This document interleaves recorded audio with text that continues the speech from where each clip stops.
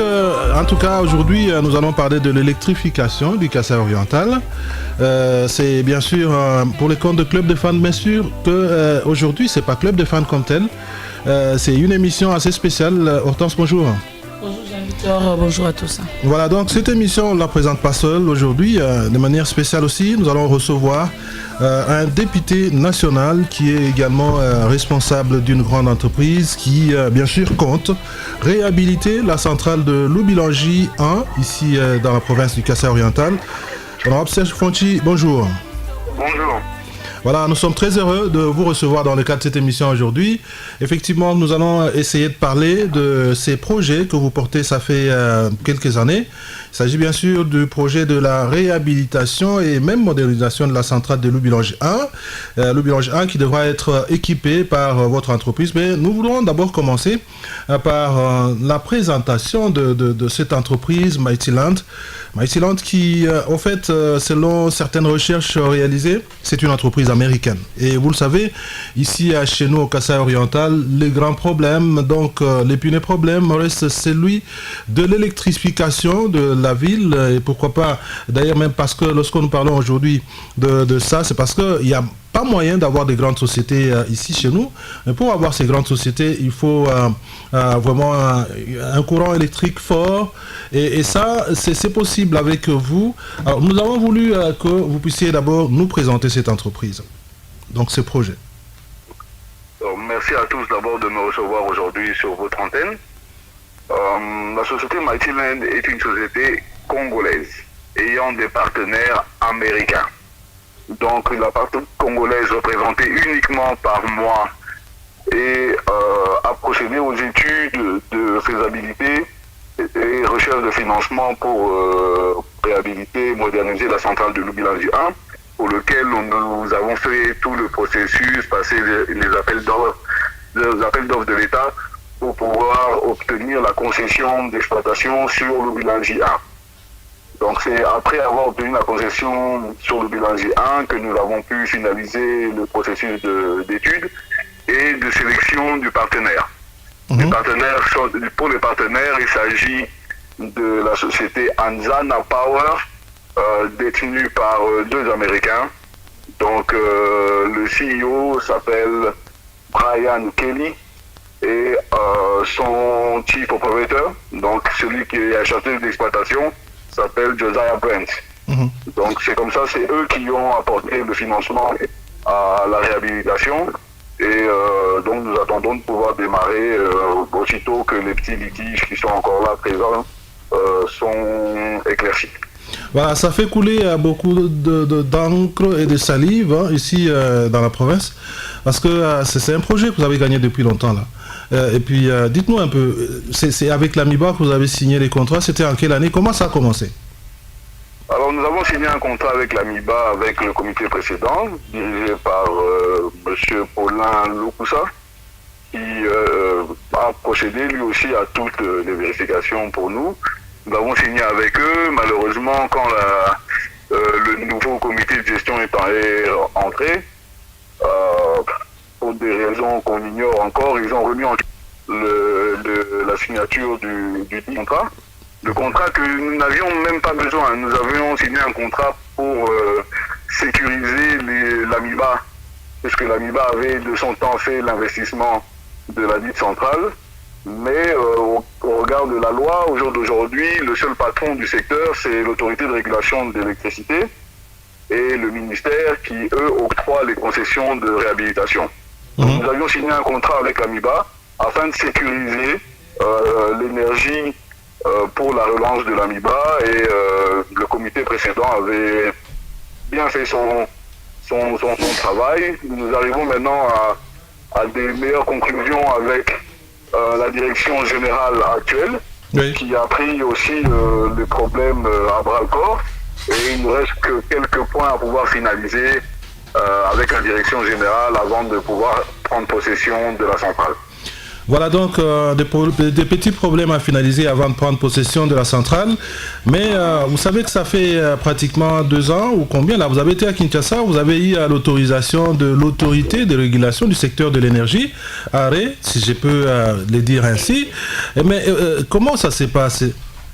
Parce que finalement, on se rend compte que vous n'êtes pas toujours arrivé à entrer en possession avec, bien sûr, à commencer les travaux. Et ça traîne.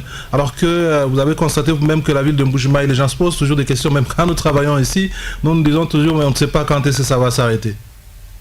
Vous savez, certaines personnes au conseil d'administration de l'AMIBA se sont empressées d'aller signer un autre contrat avec une société tchèque. Celle qui, pour le moment, distribue l'énergie et fait payer le courant en lieu et place d'Enercam, mais sans avoir investi aucun argent. Donc, tant que cette situation n'est pas éclaircie totalement et publiquement, donc il nous est difficile à nous de pouvoir le faire. C'est vrai que ça fait 1 année que nous avons obtenu la concession de production, donc d'exploitation de la centrale de Lubumbashi 1, mais il y a encore quelques éléments qui sont à éclaircir, notamment le contrat léonin ou le contrat illégal de la partie SECO. Voilà, avant d'ailleurs d'entrer dans ces détails, je voudrais que Hortense nous parle un peu parce qu'elle a certainement une question à vous poser. Très bien. Voilà, merci honorable Serge, bonjour. Alors, j'ai une question parce que c'est depuis l'année passée que la gouverneure du Kasaï-Oriental avait signé un document, un contrat qui vous permet de commencer l'exécution du projet. À quel niveau il y a des blocages? Le blocage se situe au niveau du conseil d'administration de l'AMIBA, qui a pris un engagement avec une société SECO, mais qui va contraire à la loi. Donc le conseil d'administration nous avait reçus, nous, dès qu'ils étaient entrés en fonction. Et à notre grande surprise, malgré qu'on leur avait déjà expliqué que nous détenons déjà la dite concession, qu'il y aurait un partage avec l'AMIBA beaucoup plus avantageux que celui qui est en place pour le moment avec la société SECO. Malgré tout ça, ils se sont empressés d'aller signer ou de forcer la signature d'un contrat avec la dite société SECO, qui est représentée par certains des employés ou des membres du conseil d'administration. Donc ils se sont empressés de mettre en place leur SECO Congo, je vais appeler ça comme ça, pour pouvoir faire barrage à notre projet. Voilà, donc je voudrais que vous puissiez expliquer un peu ce que Mightyland compte faire exactement dans ces sites de Lubumbashi 1. Alors, sur Lubumbashi 1 possède 4 machines. Pour le moment, il n'y en a qu'une ou 2 qui tournent. Donc nous allons d'abord pouvoir maintenir assez rapidement les 2 machines qui sont en place, pour pouvoir avoir de l'énergie sur la ville pendant que nous effectuerons les gros travaux. Alors les gros travaux, de quoi s'agit-il? Il s'agit de remplacer complètement 4 turbines. Donc on ne va rien garder sauf les briques, on ne va rien garder sauf le bâtiment. On va réhabiliter et rehausser la capacité de la centrale.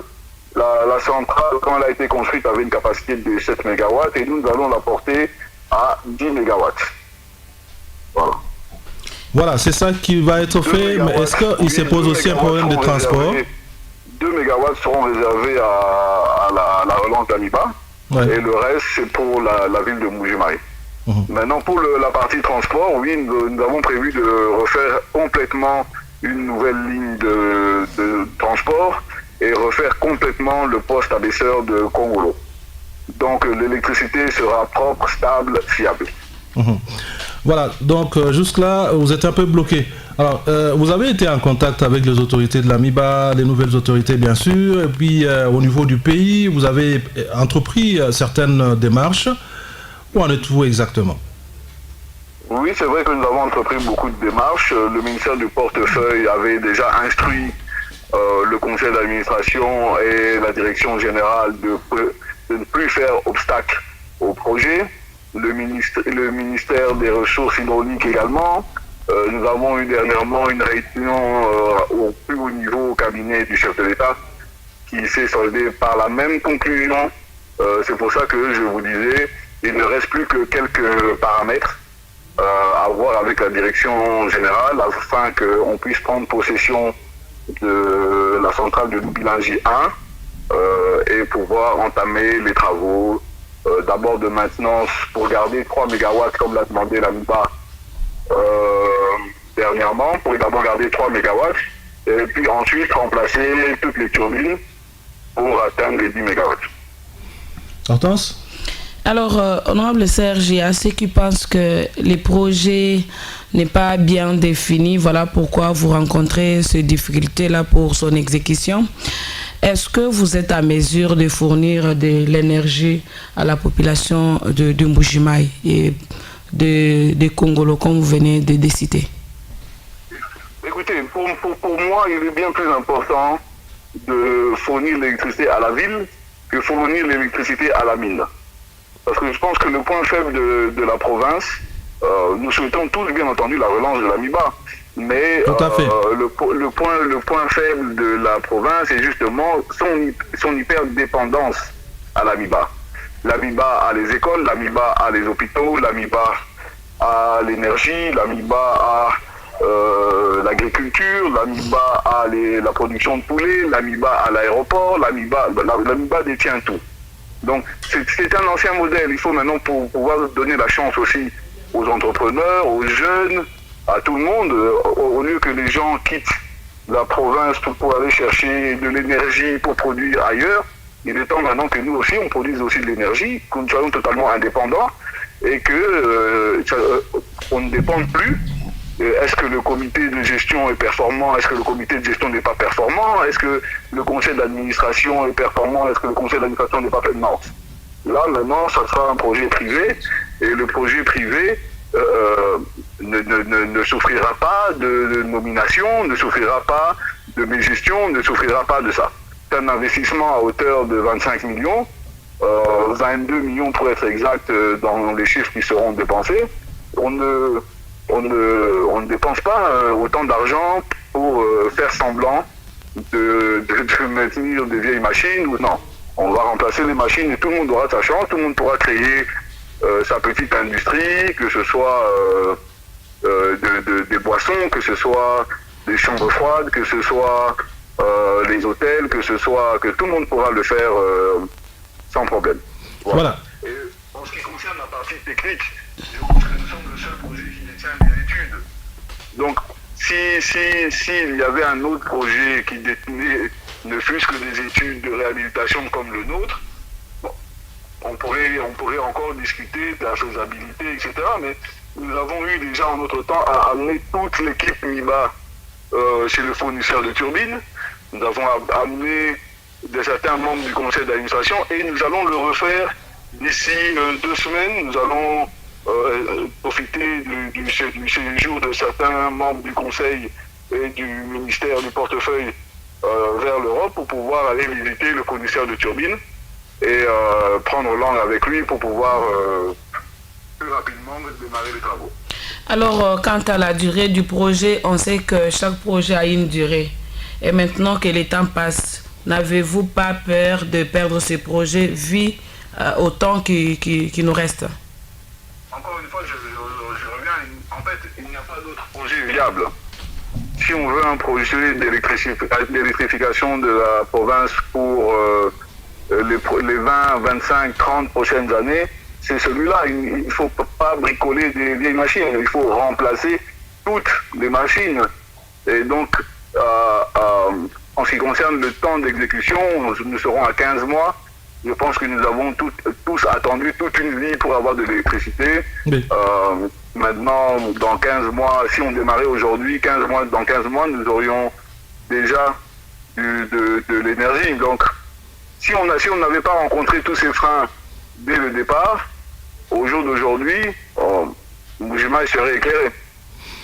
Voilà, donc là, on a une préoccupation, c'est par rapport à l'autre partie qui est restée, parce que dans ces sites-là, on se rappelle qu'il y a d'abord Tchala, et puis il y a Lubilangi 1 et Lubilangi 2. Je crois que ce sont des centrales qui peuvent être exploitées et qui peuvent produire suffisamment du courant pour la ville de Mbuji-Mayi et même pour certains coins de la province du Kasaï oriental. Mais est-ce que vous ne trouvez pas que le fait de s'accrocher seulement à Lubilangi 1 risque de créer un retard alors que vous pouvez aller même sur Lubilangi 2 et travailler? Le problème que nous avons rencontré, c'est que la MIBA nous avait demandé d'abord de prendre Lubilangi 1. Et donc nous avons effectué les études d'abord de Lubilangi 1. Pour pouvoir changer, maintenant notre financement a été validé sur Lubilangi 1 également. Donc c'est pratiquement impossible de déplacer le financement obtenu. C'est du financement de gouvernement. Donc c'est pratiquement impossible de le déplacer sur une autre centrale, même si elle est à 50 mètres de l'autre. Donc nous disons que si la MIBA a des partenaires aussi sérieux que nous, il n'y a pas de problème. Nous voulons qu'il y ait de l'énergie à Mbuji-Mayi. Ils peuvent demander aux autres partenaires d'aller sur Lubilangi 2. Mais si ces partenaires n'ont pas les moyens, nous exécuterons d'abord Lubilangi 1 et ensuite nous exécuterons Lubilangi 2. Voilà, en fait, la question que je voulais ajouter, c'était par rapport à Lubilangi 2, parce que aujourd'hui, vous pouvez commencer les travaux et vous les terminer. Vous vous rendez compte qu'effectivement, il faut encore ajouter un peu. Est-ce que vous ne trouvez pas que vous pouvez être deux fois obligé d'aller sur Lubilangi 2? Oui, après avoir réhabilité, je dis bien après avoir réhabilité Lubilangi 1, il est clair que les 10 MW ne seront pas suffisants pour la ville de Mbuji-Mayi. Il y aura un gros changement, oui. Mais le besoin actuel estimé de la ville est d'environ 100 MW. Oui. Donc 10 MW sur 100 MW, c'est 10%. Donc de toute façon, nous avons déjà conscience de cela et nous savons déjà où est-ce que nous pouvons soit construire des nouvelles centrales ou si nous obtenons la concession de Lubilangi 2, à ce moment-là, nous pourrons aussi reconstruire ou réhabiliter la centrale de Lubilangi 2. Alors la préoccupation déjà maintenant, c'est à quand les débuts des travaux? À quand les débuts des travaux? On se pose toujours des questions. Peut-être que vous pouvez nous dire par rapport à ce que vous avez à faire comme travail là-bas, par rapport à tout ce que vous devez faire comme négociation avec l'autre partie, donc la MIBA. Est-ce que vous estimez que d'ici la fin de l'année, les travaux peuvent commencer? Oui, j'estime que s'il y a une bonne volonté de la part de la direction générale et du conseil d'administration, nous pouvons démarrer les travaux avant la fin de l'année. C'est notre planning de toute façon. Nous prévoyons de terminer les travaux au début 2026. Donc 15 mois, si vous comptez à partir de maintenant, vous voyez que nous pouvons tenir tout. Mais il faut que les freins des égoïstes et les freins des administrateurs, etc. s'arrêtent. Donc il faut que tout le monde aille dans le même sens et qu'on se rende compte que c'est le projet le plus important de la province. Voilà. Alors Serge, je voudrais avoir un peu de précision là. Et si vous rencontrez des difficultés, vous allez croiser les bras? Non, je ne crois jamais. J'ai rencontré des difficultés depuis plus de 3 ans maintenant qu'on a signé ce contrat avec le premier comité. Je n'ai pas baissé les bras. Ce n'est pas dans mon caractère, ce n'est pas dans mon habitude. Voilà. Voilà. Alors, ne sont pas des chèvres. Je sais que vous êtes député national. Oui. Et vous vous battez aussi pour que la population qui vous a élu puisse vivre bien. Et ça, c'est tout à fait normal. Alors, quel est l'avantage que vous trouvez dans ce que vous allez entreprendre comme travail? L'avantage, c'est d'abord d'avoir des équipements neufs.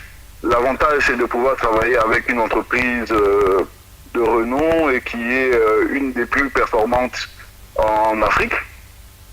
Dans le secteur de l'énergie, ils ont déjà déployé sur la Zambie, sur l'Afrique du Sud, sur l'Angola, sur le Burundi, sur le Malawi. Donc ils ont de l'appétit pour la RDC.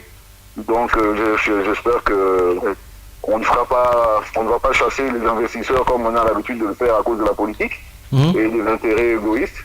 Donc voilà, maintenant c'est le temps de faire les choses sérieusement. Voilà, ouais, c'est le temps de faire des choses sérieusement. Vous savez que même le chef de l'État, c'est le deuxième mandat et il a tout intérêt à voir quand même sa ville et puis sa province rayonner.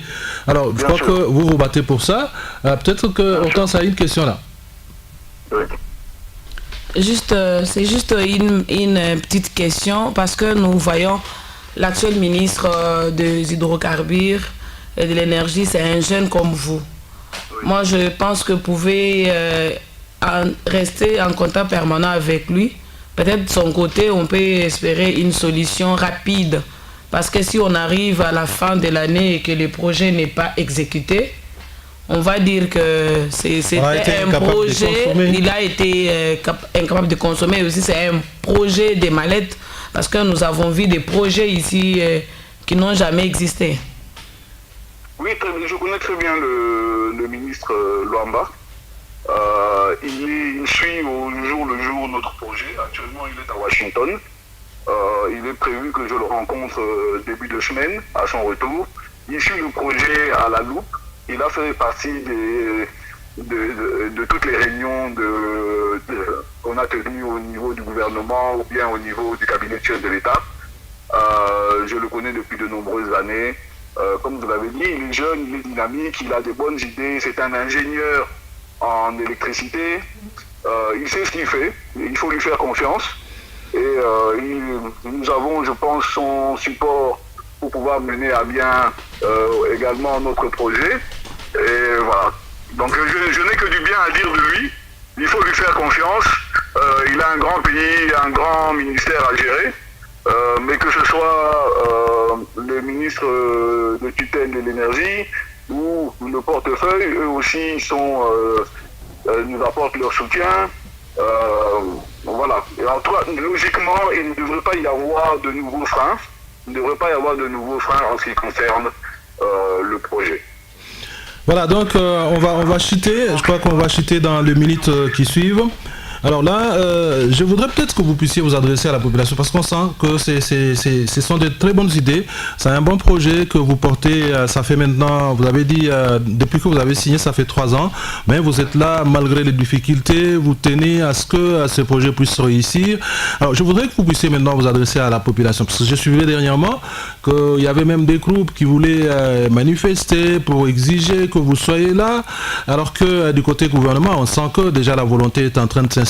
Vous l'avez dit, et puis du côté de la société minière de Bakwanga, vous vous êtes entendu, je crois que ça va passer aussi facilement. Alors qu'est-ce que vous dites à la population? Je dis à la population que c'est un beau projet, qu'ils doivent rester confiants. Les étoiles sont alignées et nous espérons que ce projet pourra arriver à son terme le plus rapidement même qu'on ne le pense. C'est un projet qui a été porté depuis le début par le chef de l'État et voilà, il nous a accordé sa confiance pour pouvoir nous lancer dans les premières négociations avec l'équipe Lukusa. Jusqu'aujourd'hui, il se tient informé des différentes avancées. Ouais. Donc, voilà. Voilà, je crois que là, nous allons bien sûr nous arrêter là. Hortense, peut-être un petit mot à ajouter. Un petit mot, c'est juste, je demande à l'honorable de faire un message ou un coucou à la population de la province du Kasaï oriental et de manière particulière à ses électeurs du grand territoire de Tchilingé. Alors je remercie tout le monde pour le soutien, bien évidemment, durant la période électorale. Je remercie tout le monde pour tout le soutien qu'il m'apporte chaque jour ou bien les informations qu'il me donne. Particulièrement, comme vous l'avez dit, à la circonscription au territoire de Tchilingé. Voilà, nous sommes nationaux, donc nous allons défendre tous les territoires en ce qui concerne l'énergie. Je pense que notre mandat sera axé uniquement sur ça, pour être sûr d'avoir des résultats et ne pas se disperser. Donc, qu'ils aient la confiance, ils m'ont donné la leur et ils ne regretteront pas. Voilà, donc c'est bien dit. On espère que même du côté Tchilingé, il y aura aussi un projet comme ça dans le sens de l'électrification, plutôt l'électrification. C'est prévu, mais je reviendrai dessus quand ça sera effectif. Voilà. Donc nous allons terminer. Nous disons merci à l'honorable Serge Fonchi. C'est Serge Kaninda. Serge Kaninda Fonchi. Kaninda Fonchi, d'avoir accepté de répondre à notre invitation aujourd'hui, parce qu'effectivement, la semaine qui s'est achevée, beaucoup de gens parlaient et tout ça. On a senti qu'il y avait même une pétition en train d'être rédigée sur la ville. Alors tout le monde se disait, mais pourquoi ça traîne alors que nous avons un problème d'électricité et que la solution est là? Pourquoi cette solution tarde à venir?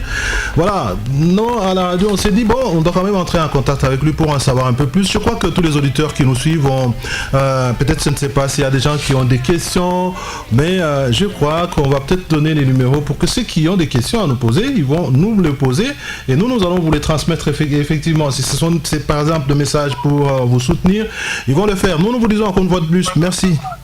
Merci à vous. Merci.